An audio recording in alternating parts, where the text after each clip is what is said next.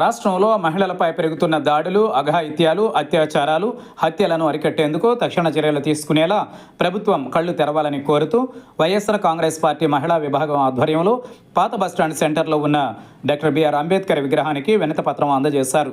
ఈ సందర్భంగా మహిళా విభాగం ఏలూరు జిల్లా అధ్యక్షురాలు కె సరితారెడ్డి మాట్లాడుతూ, రాష్ట్రంలో టీడీపీ కూటమి ప్రభుత్వం ఏర్పడిన నాటి నుంచి మహిళల భద్రత ప్రశ్నార్థకంగా మారిందన్నారు. మహిళలు ఇంటి నుంచి బయటకు వెళ్లాలంటేనే భయపడాల్సిన పరిస్థితులు నెలకొన్నాయని, మహిళలపై దాడులు, లైంగిక వేధింపులు, అత్యాచారాలు, హత్యలు ఆందోళనకర స్థాయిలో పెరుగుతున్నప్పటికీ వాటిని నిరోధించడంలో ప్రభుత్వం ఏమాత్రం శ్రద్ధ చూపడం లేదని ఆరోపించారు. పోలీస్ యంత్రాంగం పూర్తిగా అధికార పార్టీ తొత్తుగా మారిపోవడం దురదృష్టకరమని అన్నారు. Corporator Jijjuvarapu Vijaya Nirmala, ZPTC నీలాకాంతం, corporator Tumarada స్రవంతి మాట్లాడుతూ ప్రభుత్వంపై తీవ్రస్థాయిలో ధ్వజమెత్తారు. ఈ కార్యక్రమంలో వైసీపీ జిల్లా అధ్యక్షులు దూలం నాగేశ్వరరావు, ఏలూరు నియోజకవర్గ ఇన్ఛార్జ్ మామిళ్లపల్లి జయప్రకాష్, మాజీ ఎమ్మెల్యే కొఠారి అబ్బాయి చౌదరి, చింతలపూడి ఇన్ఛార్జ్ కంభం విజయరాజు తదితరులు పాల్గొన్నారు.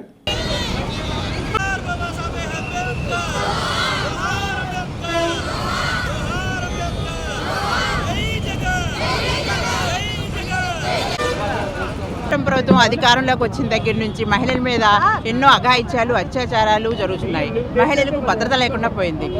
రీసెంట్గా గుంటూరులో ఒక మహిళను అధికార పార్టీకి చెందిన నాయకుడే మహిళను రోడ్డు మీదకి ఇచ్చి బట్టలు తీసేసి వారిని తిట్టిన సంఘటన మనం చూస్తున్నాం. దీనికి సభ్య సమాజం అంతా సిగ్గుపడాల్సిన అవసరం ఉంది. చంద్రబాబు నాయుడు గారు ఏం చేస్తున్నారండి?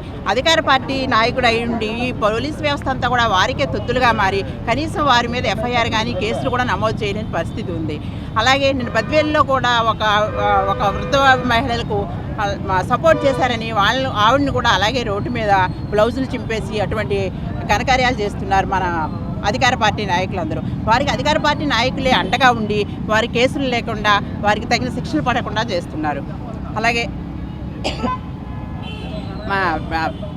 ఎలక్షన్స్కి ముందు అది చేస్తాం, మహిళలకు ఇది చేస్తామని ఎన్నో బూటకు హామీలు ఇచ్చి మహిళా చట్టాలను తీసుకొస్తామని చెప్పి తాట తీస్తాం, తోలు తీస్తాం, మహిళల మీద చేస్తే అని చెప్పి చంద్రబాబు నాయుడు గారు, పవన్ కళ్యాణ్ గారు, లోకేష్ గారు ఎక్కడున్నారని నిద్రపోతున్నారా అని మేము ప్రశ్నిస్తున్నాం. అలాగే హోమ్ మినిస్టరు ఒక మహిళ అయ్యుండి కూడా మహిళలకు భద్రత కల్పించలేని పరిస్థితిలో మన రాష్ట్రం ఉందంటే ఎంత సిగ్గుచేటుగా ఉందో చూడండి. ఈరోజు మన కేంద్రం విడుదల చేసిన నివేదికలో కూడా మన పోలీసు వ్యవస్థ తీరు 26 ఎంతో % పడిపోయిందని కూడా నివేదిక వెల్లడి చేసింది. ఈ రెడ్ బుక్ రాజ్యాంగం ఎఫెక్ట్తో మన పోలీస్ వ్యవస్థ అంతా నిర్వీర్యం అయిపోతుంది. అలాగే మా చంద్రబాబు నాయుడు గారు ఇప్పటికైనా మేల్కొని మహిళలకు కేటాయించిన చట్టాలను, పోలీస్ స్టేషన్లను, పెట్రోలింగ్ను సమర్థవంతంగా నిర్వహించి ప్రజలకు రక్షణ కల్పించాల్సిందిగా కోరుచున్నాం. అధికార పార్టీ వాళ్ళకి అండగా ఉండకుండా ప్రతి ఒక్కరికి సమాన్యాయం చేకూర్చేలాగా మీరు చేయలేరా అని మేము డిమాండ్ చేస్తున్నాము. అలాగే అంబేద్కర్ గారికి అంబేద్కర్ రచించిన రాజ్యాంగాన్ని అమలు చేయండి, అంతేగాని రెడ్ బుక్ రాజ్యాంగం కాదు అని చెప్పి మహిళలకు భద్రత కల్పించాలి. ఇలా అయినా అధికార ప్రభుత్వంలో ఉన్న నాయకులందరికీ బుద్ధి రావాలని అంబేద్కర్ గారికి వినతిపత్రం సమర్పించడం జరిగింది. ఈరోజు మీకు ఈ మహిళలందరినీ చూస్తేనే మీకు అర్థమవుతుంది మహిళలకు భద్రత లేకుండా ఎంత ఇబ్బంది పడుతున్నారో ప్రజలు అనేది. ఒక్క హామీని కూడా నెరవేర్చకుండా మహిళల పట్ల శ్రద్ధ చేయకుండా ఎంతసేపు అమరావతి అంటూ డబ్బులన్నీ అక్కడ దారపోయటమే తప్ప వారికి వేరే ఆలోచన లేదు. వారి నాయకులకే ఆ డబ్బులు కట్టబెట్టుకునే ప్రయత్నంలోనే ఉన్నారు. కాబట్టి ఇప్పటికైనా కళ్ళు తెరిచి మహిళా భద్రత విషయంలోనూ ప్రజలకు ఇచ్చిన హామీల విషయంలోనూ కొంచెం కళ్ళు తెరవాల్సిందిగా మేము వైఎస్ఆర్సీపీ తరఫున డిమాండ్ చేస్తున్నాం. మనం చూస్తున్నాము, మరి మనం ఆంధ్రప్రదేశ్లో ఉన్నామా అడవుల్లో ఉన్నామా అనే విధంగా కూటమి ప్రభుత్వ నాయకుల పాలన ఉంది. మరి ఏదైతే వాళ్ళు అనుకుంటున్నారో కూటమి నాయకులు, మరి ఆ కూటమిలో నాయకులు వడ్డించేవాడు మనవాడైతే ఎక్కడున్నా మనకు అన్ని సమృద్ధిగా దొరుకుతాయి అన్నట్లు. ఎందుకంటే అంబటి రాంబాబు గారి ఇంటి మీద దాడి చేసినప్పుడు కూడా మరి అంబటి రాంబాబు గారి మీద కేసు పెట్టారు, కానీ దాడి చేసిన వాళ్ళని వదిలేశారు.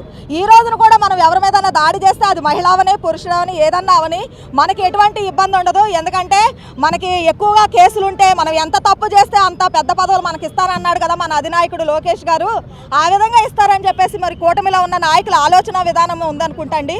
మరి ఆ విధంగా చూసుకుంటే మరి మహిళల పట్ల ఏ విధంగా మరి వాళ్ళు ప్రవర్తిస్తున్నారు అనేది గుంటూరులో సంఘటన చూసాము. నిన్న జనసేన నాయకుడు మరొక అమ్మాయిని జాకెట్ చింపడం చూసాము. ఇదంతా ఎందుకంటే కొన్ని రోజుల క్రితం మరి చంద్రబాబు నాయుడు గారి సొంత నియోజకవర్గంలోనే మరి డబ్బుల విషయంలో చెట్టుకు కట్టేసి కొట్టినప్పుడు మరి అమ్మాయి విషయంలోనే చంద్రబాబు నాయుడు గారు అలా జరిగినప్పుడు కూటమి నాయకుల మీద తగు చర్యలు తీసుకుంటే రాష్ట్రంలో ఇలాంటి పరిస్థితి వచ్చేదా అని అడుగుతున్నాము. హోమ్ మినిస్టర్ గారు కేకులు కోస్తే కేసులు పెట్టేస్తుంది, కానీ ఆవిడ కోకల్లాగినా జాకెట్లు చెప్పినా కేసులు పెట్టే పరిస్థితిలో ఆవిడ లేదు.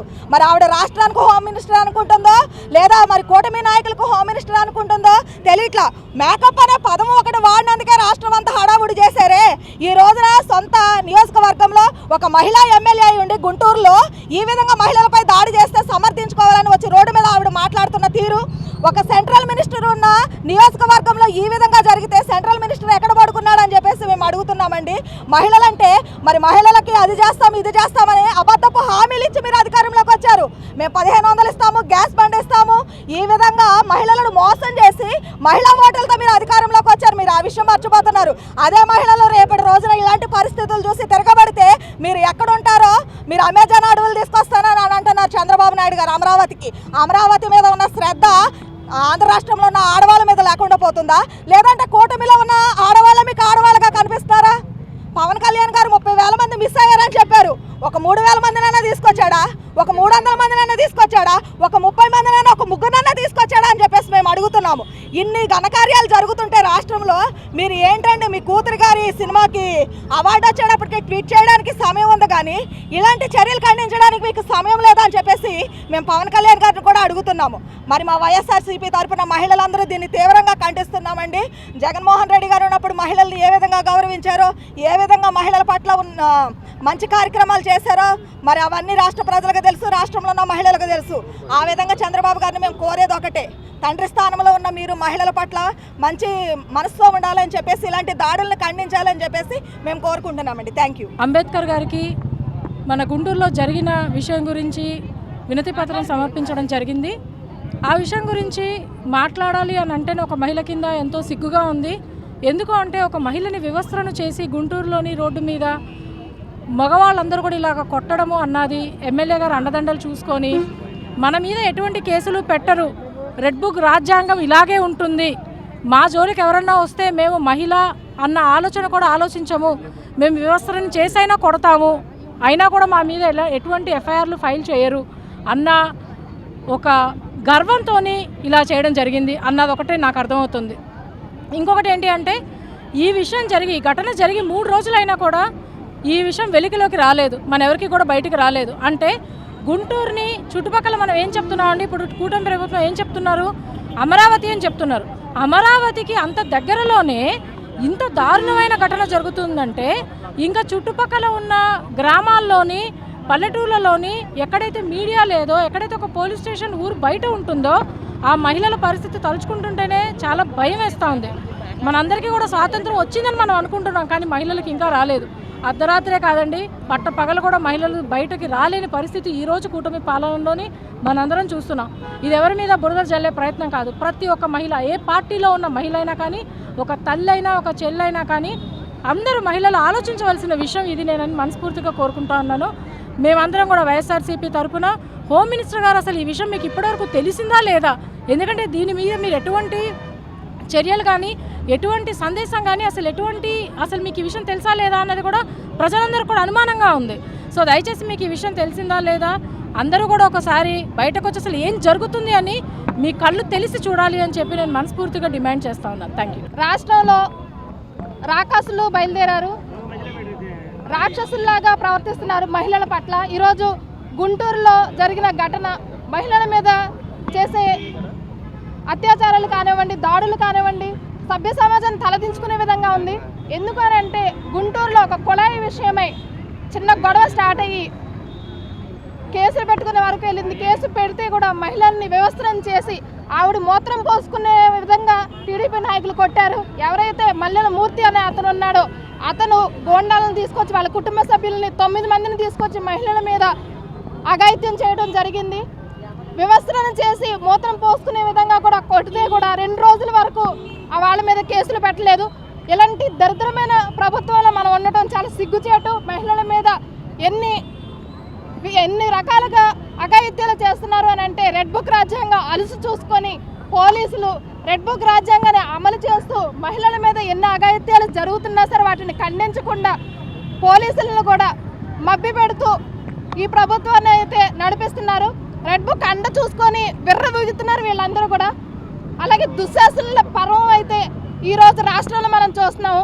మహిళలకు ఎంత అన్యాయం జరుగుతున్నా కానీ ఎవరు హోమ్ మినిస్టర్ కానివ్వండి, మహిళా కమిషన్ కానివ్వండి, అలాగే అక్కడ లోకల్గా ఉన్న ఎమ్మెల్యే గారు కూడా ఒక మహిళే, వాళ్ళు కూడా ఖండించకుండా తూతు మంత్రంగా కేసు పెట్టారే కానీ మహిళలకు ఏ రకంగా న్యాయం చేయాలి అనే దాని మీద ఎవరు కూడా స్పష్టత ఇవ్వట్లేదు.